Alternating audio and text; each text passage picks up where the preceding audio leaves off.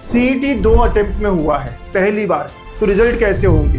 क्या अलग अलग रिजल्ट्स आएंगे? तो जोसा काउंसलिंग जो है राइट, वो फर्स्ट राउंड में जैसे आगे चले जाती है, फर्स्ट राउंड हो जाता है, उसके बाद हमारा कैप प्रोसेस शुरू होता है। यूजुअली यही पैटर्न है। तो ये सारे कॉलेजेस में इन ब्रांचेस के लिए नीट का स्कोर लिया जाता है, मतलब नीट वाले बच्चों के रिजल्ट के लिए हमें रुकना पड़ेगा, उसके बाद ही कैप प्रोसेस शुरू की जा सकती है और वो रिजल्ट जुलाई मिड के अराउंड आएगा। हेलो बच्चों, वेलकम टू गणित अंक। बच्चों, आंसर की आ गई है। ऑब्जेक्शंस जो रेज किए थे वहां कहाँ बोनस मार्क्स मिले हैं, कहाँ आंसर की में चेंज है, सब पता चल गया है। अब अगला सवाल है सबका, रिजल्ट कब आएगा, राइट? और फिर रिजल्ट के बाद हमारा कैप मतलब सेंट्रलाइज्ड एडमिशन प्रोसेस ये कब स्टार्ट होगा, राउंड 1 राउंड 2 ये कैसे चलेंगे, राइट? तो ये सवाल हमारे अगले सवाल है। और इस बार ये सवाल थोड़ा इसलिए भी इंपॉर्टेंट है कि पहली बार सीईटी 2 अटेम्प्ट में हुआ है पहली बार, तो रिजल्ट कैसे होंगे? क्या अलग अलग रिजल्ट्स आएंगे? ये बहुत बड़ा क्वेश्चन है। सर जेईई मेंस भी 2 अटेम्प्ट में होता है, उसके अलग अलग रिजल्ट्स आते हैं, राइट? हमें पता है वो बात, लेकिन वहां पहला अटेम्प्ट जनवरी में होता है, दूसरा अप्रैल में, 3 महीने का गैप, और हमारे केस में सिर्फ 20 दिन का गैप। तो क्या होगा? रिजल्ट अलग अलग होंगे क्या? ये बहुत इंपॉर्टेंट क्वेश्चन है और इनके आंसर्स धीरे धीरे अब हमें समझने लगे हैं, और वही मैं आपको यहाँ पर बताने भी आया हूं। हमारी तरह मतलब हमारा इंजीनियरिंग के लिए जो होता है सीईटी, वैसे ही एमबीए का जो सीईटी सेल ही कंडक्ट करता है, वो भी 2 अटेम्प्ट में होता है और उनके रिजल्ट्स अलग अलग आ रहे हैं। यानी फर्स्ट अटेम्प्ट का रिजल्ट अलग से पब्लिश हो रहा है और सेकंड अटेम्प्ट का बाद में अलग से होगा। तो इससे समझ में आता है कि अपने जो 2 अटेम्प्ट्स है उनके भी रिजल्ट सेपरेट होंगे, राइट? और अगेन ये चाहते हैं ना कि सीईटी एकदम जेईई मेंस के पैटर्न में ही हो, तो जैसा जेईई मेंस का होता है 2 अलग अलग रिजल्ट्स, वैसे ही ये भी। तो इसका मतलब first thing is first attempt का रिजल्ट अलग मिलेगा। ओके, ये बहुत इंपॉर्टेंट बात है जो समझ में आती है, सेपरेटली। एंड वैसे ही सेकेंड अटेम्प्ट का रिजल्ट, ठीक है? और फिर दोनों अटेम्प्ट के रिजल्ट्स लगने के बाद में कंसोलिडेट रिजल्ट आएगा और उसके बाद फिर कैप प्रोसेस शुरू होगा। जब मैं बोलता हूं कैप प्रोसेस शुरू होगा, उसकी डेट्स अनाउंस करने से पहले सीईटी सेल को कई सारे फैक्टर्स कंसिडर करने पड़ते हैं। बहुत सारे बच्चे एडमिशन लेना चाहते हैं हमारे महाराष्ट्र के इंजीनियरिंग कॉलेजेस में, तो सीईटी सेल को ध्यान में रखना पड़ता है कई सारी बातें, जैसे कि स्टेट बोर्ड का रिजल्ट आ गया क्या, जो कि हमारे केस में आ गया, फर्स्ट वीक ऑफ मई में ही आ गया था, बहुत जल्दी आ गया था, राइट? या सीबीएसई बोर्ड का रिजल्ट आ गया है क्या? तो सीबीएसई 12th का भी रिजल्ट आ चुका है, 13th ऑफ मई को ही हुआ था। ये दोनों चीजें हो गई। इसके साथ साथ सीईटी सेल एक और बात पे ध्यान रखता है कि जोसा काउंसलिंग शुरू हुई है क्या, हमेशा उसके फर्स्ट राउंड के बाद ही। ये मेरा ऑब्जर्वेशन है क्योंकि 4 साल से मैं काउंसलिंग करा रहा हूं, डेट्स पे मेरा ध्यान है। तो जोसा काउंसलिंग जो है राइट, वो फर्स्ट राउंड में जैसे आगे चले जाती है, फर्स्ट राउंड हो जाता है, उसके बाद हमारा कैप प्रोसेस शुरू होता है। यूजुअली यही पैटर्न है। इसका रीजन भी यह है कि 15% आपको पता है ना, 15% सीट्स होती है, 15% रिजर्वेशन होता है सीट्स में जेईई मेंस के स्कोर पे। तो कई सारे बच्चे, एक साल ऐसा हुआ था कि कैप प्रोसेस पहले हो गया था और जोसा के राउंड बाद में हुए थे। तो उस कारण क्या हो गया कि बच्चों ने यहाँ पे एडमिशन ली, फिर कैंसिलेशंस बहुत सारे हो गए, उन्हें वहां कुछ मिल गया, तो वो बहुत ज्यादा तकलीफ वाला काम हो जाता है। तो कोशिश करता है सीईटी सेल कि जोसा का फर्स्ट राउंड हो जाए, उसके बाद कैप के राउंड शुरू करे। अब थोड़ा सा हम पैटर्न देखें, आप देख लो यार, डेट्स के साथ पैटर्न लाया हूं, पिछले 4 साल का ट्रेंड देखो। हमेशा जोसा की काउंसलिंग शुरू हुई, उसके बाद एमएसटी सीईटी की काउंसलिंग या कैप प्रोसेस शुरू होती है, हमेशा ऐसा ही होता है। देखो लास्ट ईयर 3 जून को जोसा ने काउंसलिंग शुरू करी थी और 28 जून वो हमने कैप प्रोसेस शुरू किया था। इस बीच फर्स्ट राउंड हो चुका था जोसा का। इस बार भी एग्जाम सेम डेट्स चल रहे हैं। आपने देखा एडवांस का रिजल्ट अभी आया है, राइट? और अब जोसा काउंसलिंग शुरू हो चुकी, 2 जून शुरू हो गया। अब अकॉर्डिंगली अगर आप पूरा जोसा काउंसलिंग का चार्ट भी देखो तो 26 तारीख तक फर्स्ट राउंड खत्म हो रहा है। तो इसका मतलब it should be around same dates, right? Same dates होने चाहिए, इजंट इट? लेकिन इस बार ऐसा नहीं होने वाला। इतने श्योरली मैं क्यों कह पा रहा हूं? इस बार इतना सेम नहीं होगा, इस बार चीजें डिले होगी और इसका एक बहुत बड़ा कारण है। राइट। ऐसे कई सारी बातें बच्चों इस पूरे काउंसलिंग प्रोसेस में जो जरूरी है हमें समझना, लॉजिकली कनेक्ट करना, और यही काम हम करते हैं डेल्टा, हमारा जो काउंसलिंग कोर्स है उसमें कई सारे क्वेश्चंस है, लॉजिकली इसको आंसर करना पड़ता है कि कहाँ का ईएनटीसी ले, कहाँ का सीएस ले। कई सारे पेरेंट्स, कई सारे बच्चे ये देख चुके हैं कि हम कितना अच्छा काउंसलिंग करते हैं। एक रिव्यू भी मैं आपसे शेयर करना चाहूंगा, बहुत प्यारा सा रिव्यू एक पेरेंट ने शेयर किया था लास्ट के काउंसलिंग के बारे में, आप जरूर इसे सुनिएगा। नमस्कार, माझे नाव श्री मनोहर त्र्यंबक आव्हाड, तालुका सिन्नर, जिल्हा नाशिक। माझा मुलगा मागच्या वर्षी इयत्ता 12वी परीक्षा उत्तीर्ण झाला आणि इयत्ता 11वी पासूनच त्याचं इंजिनिअरिंगकडे जाण्याचा कल होता आणि आवड सुद्धा होती। 12वीची परीक्षा झाल्यानंतर त्याचा सीईटी परीक्षेचा रिझल्ट आला आणि त्याला 98% मार्क्स मिळाले। परंतु आता कॉलेज कसं शोधायचं, राऊंड काय असतात, काय काय भानगडी असतात, फॉर्म कुठं भरायचे याविषयी मी बऱ्यापैकी अनभिज्ञ होतो।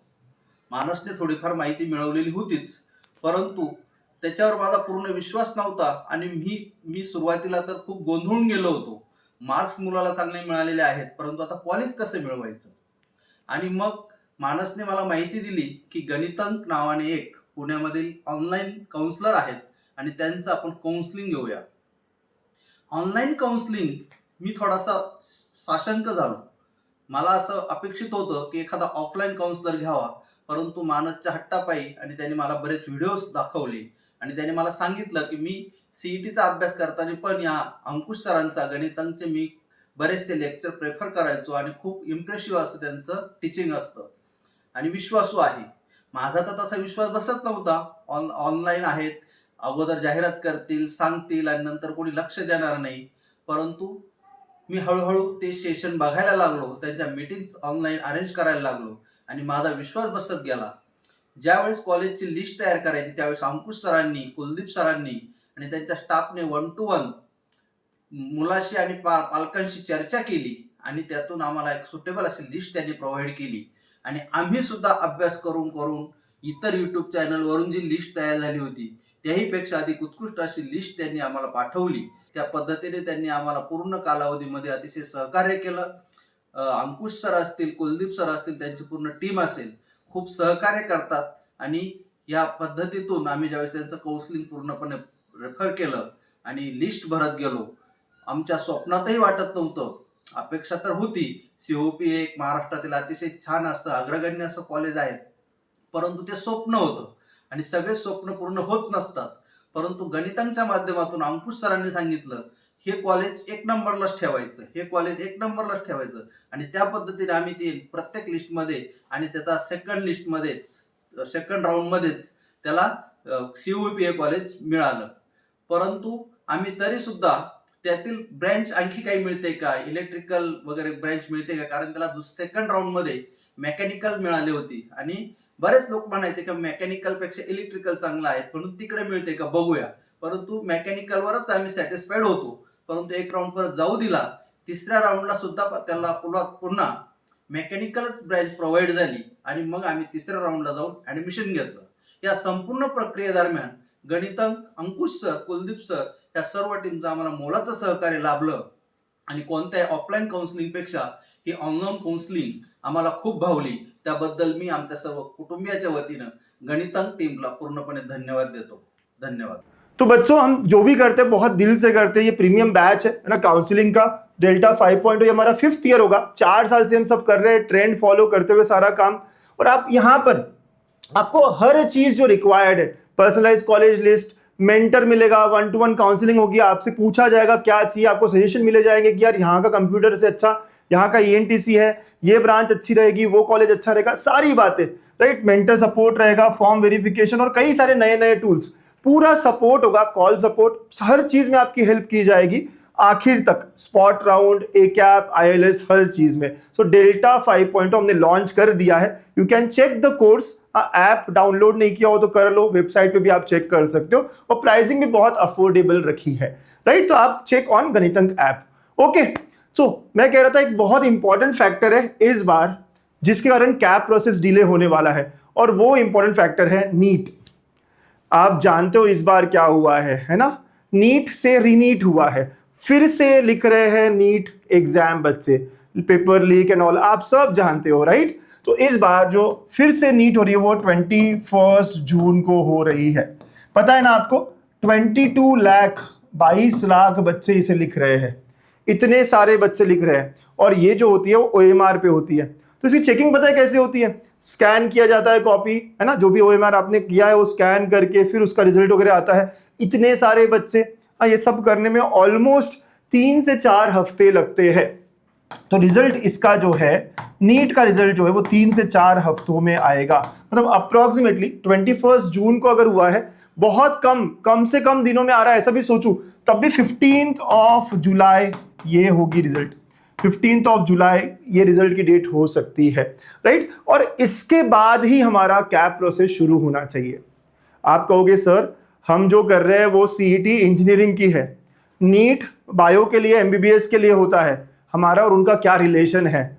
रिलेशन बिल्कुल है। और इवन जो दिलीप सरदेसाई है, कमिश्नर है CET सेल के, उन्होंने भी प्रेस कॉन्फ्रेंस में कहा है कि डिले हो सकता है बिकॉज ऑफ नीट, है ना, इसके रिजल्ट की वजह से। और क्या कारण है? तो आप देखो, कुछ इंजीनियरिंग ब्रांचेस होती है, राइट। सो जो इंजीनियरिंग ब्रांचेस है जैसे biotechnology, agriculture engineering, food technology, कई सारे हमारे कॉलेजेस में अवेलेबल है। Biomedical engineering, pharmaceutical chemistry and technology, अच्छे कॉलेजेस में है, राइट। और ये सब नीट का स्कोर एक्सेप्ट करते हैं। मतलब नीट जो दे रहे हैं बच्चे, उनका रिजल्ट यहाँ कंसिडर किया जाएगा। बहुत अच्छे नाम है, जैसे बायोमेडिकल इंजीनियरिंग कहाँ है सर? तो VIT कॉलेज है वडाला मुंबई में, वहां पर है।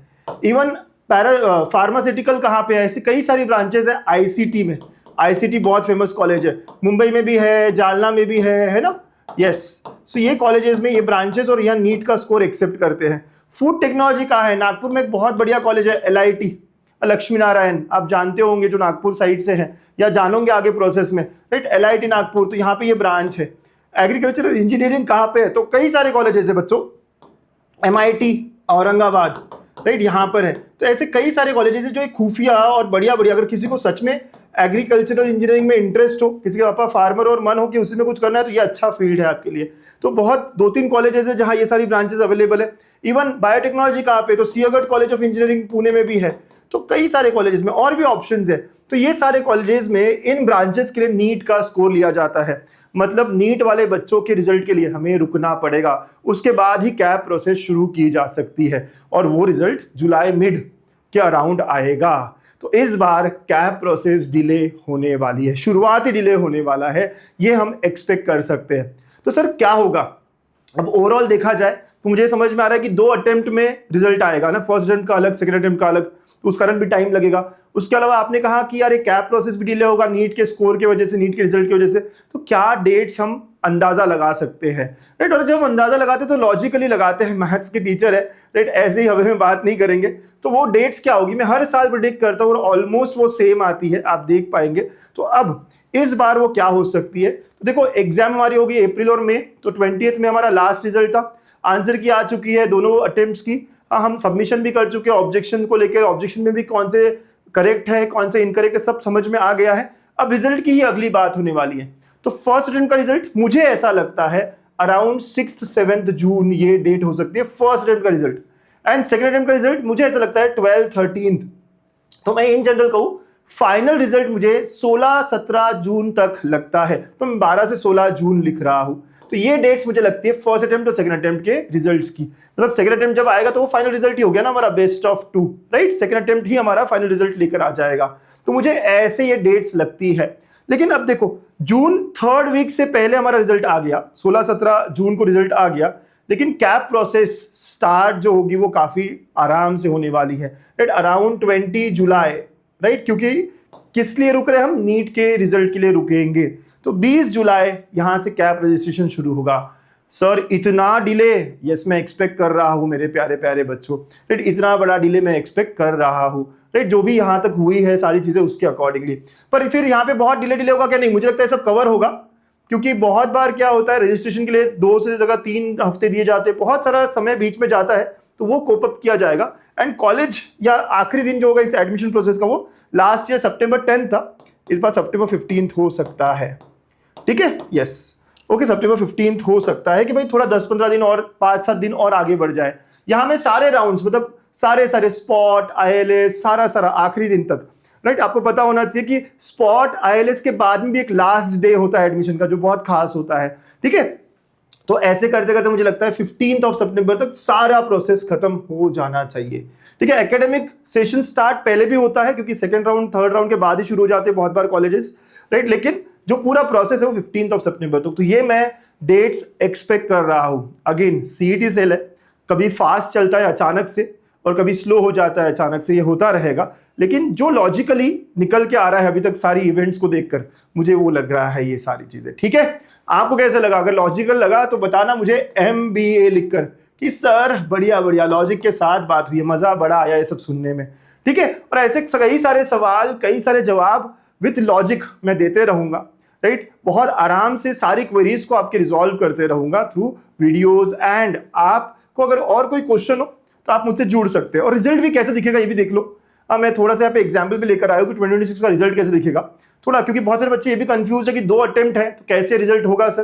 तो देखो जैसे NTA का होता है ना, NTA मतलब कि JEE मेंस का होता है ना, वैसे ही जो फाइनल रिजल्ट होगा वो ये सेशन 1 है ना, अटेम्प्ट 1 का रिजल्ट है या अटेम्प्ट 2 का रिजल्ट है, राइट। अब बेस्ट ऑफ 2 का मतलब ये नहीं कि सर यहाँ ये ज्यादा है, ऐसा नहीं।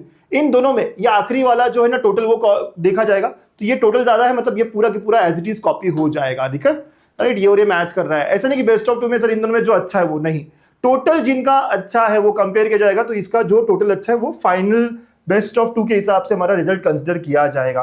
तो ऐसी फाइनल मार्कशीट हमें मिलनी चाहिए या मिलेगी ये JEE मेंस की। और सेम टू सेम मैं पूरी तरह एक्सपेक्ट कर रहा हूं कि सेम टू सेम MSc वाले भी देंगे। और भी कोई क्वेरीज हो तो आप प्लीज व्हाट्सएप पे कॉल करिएगा, मैं और मेरी टीम हमेशा आपके साथ है, राइट। आगे के पूरे प्रोसेस में कई सारे सवाल, कई सारे जवाब मेरे आते रहेंगे। Take care, bye bye.